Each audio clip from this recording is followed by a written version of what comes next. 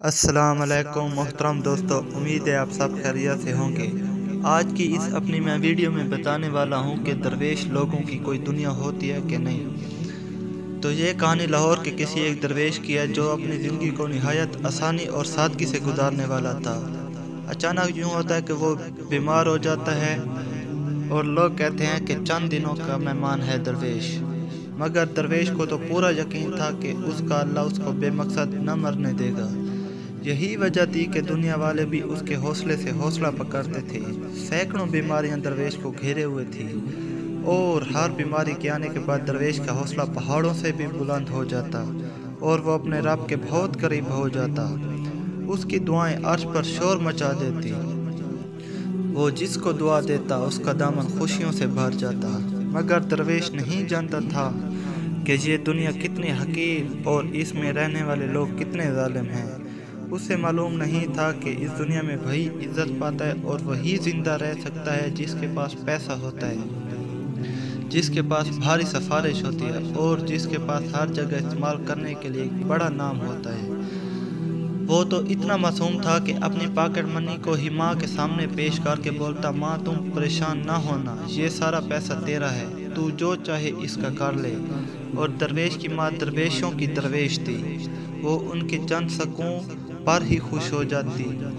دن یوں ہی گزر رہے تھے کہ ایک دن درویش کی حالت زیادہ بگڑ گئی۔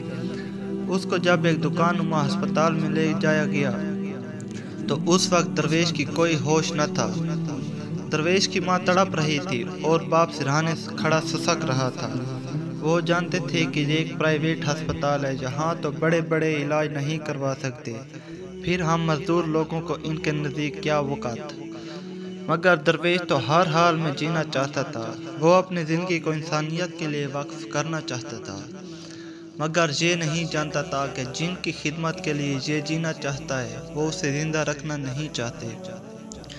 ہسپتال کی پہلی فیس ماں باپ نے پورے گھر کی جمع پونجی اکٹھی کر کے بھر دی۔ اس کے بعد ان کی نگاہیں مدد کی منتظر تھی، مگر کسی طرف سے بھی مدد نہ آئی۔ یوں لگتا تھا کہ جیسے دنیا میں مدد کرنے والے لوگ ہی نہیں ہیں، سارے ہی ختم ہو چکے ہیں۔ ایک ہفتے کی فیس تھی، ایک ہفتہ علاج ہوتا رہا۔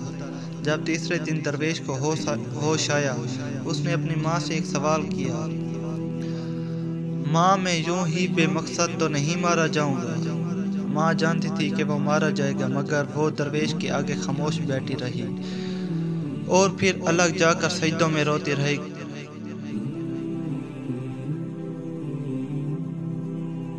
کہ اے اللہ، ہم سے اس آزمائش کو ختم کر دے۔ خدا نے اس کی دعا سن لی تھی، اس کی دعا قبول ہو چکی تھی۔ ماں سے درویش کی حالت نہیں دیکھی جاتی تھی اور درویش کی خواہش نہ پوری ہونی تھی نہ ہوئی۔ درویش تڑپ رہا تھا اور اس کو بہت چاہنے والی اس کی ماں اس کی تڑپ میں تڑپ رہی تھی۔ وہ جانتی تھی کہ اب میرا درویش واقعی چند دنوں کا مہمان رہ گیا ہے، اس لیے نہیں کہ اس کی بیماری کا کوئی علاج نہیں، بلکہ اس لیے کہ اس کی بیماری کے علاج کے لیے ان کے پاس پیسہ نہیں تھا۔ وہ زندہ رہنے کی خواہش پوری کر سکتا تھا اگر اس کے ماں باپ پیسے والے ہوتے۔ خدا کی قسم، یہ ایک حقیقت ہے کہ غریب لوگ اکثر علاج نہ کروا سکنے کی وجہ سے ہی مر جاتے ہیں۔ درویش لوگ بھلا اپنے لیے دعائیں کہاں کرتے ہیں، وہ تو دنیا والوں کو فیض پہنچانے چاہتے ہیں، مگر وہ نہیں جانتے تھے کہ بے فیض لوگوں سے محبت کرنے کا صلہ انہیں درویش کی موت کی صورت میں ملے گا۔ پانچویں دن جب درویش نے کراہتے ہوئے ماں کی طرف ایک پر امید نظر سے دیکھا تو اس کی ماں کی آنکھیں جھکی ہوئی تھیں۔ وہ سمجھ چکا تھا کہ اس کے ماں باپ بے بس اور دنیا بہت ظالم ہے۔ اس نے دھیمے لہجے میں ماں سے کہا کہ میرا رخ کعبے کی طرف کر دو۔ ماں کا کلیجہ جیسے تڑپ کر رہ گیا۔ وہ سمجھ گئی تھی کہ درویش اب اس دنیا میں چند گھڑیوں کا مہمان رہ گیا ہے۔ ماں نے اس کے کہنے پر رخ کعبے کی طرف کر دیا۔ چھٹے دن اس کے پاس درویش کو خوراک دینے کے لیے پیسے نہ تھے۔ درویش بھوک سے نڈھال آہیں بھرنے لگا۔ اب تو ماں باپ دونوں سجدے میں گر کر گڑ گڑائے، یا اللہ، ہم تینوں سے اس آزمائش کو دور کر دے۔ خدا نے اس کی دعا سن لی تھی اور ساتویں دن پتہ چلا کہ درویش کعبے کی طرف رخ کر کے ابد نیند سو چکا ہے۔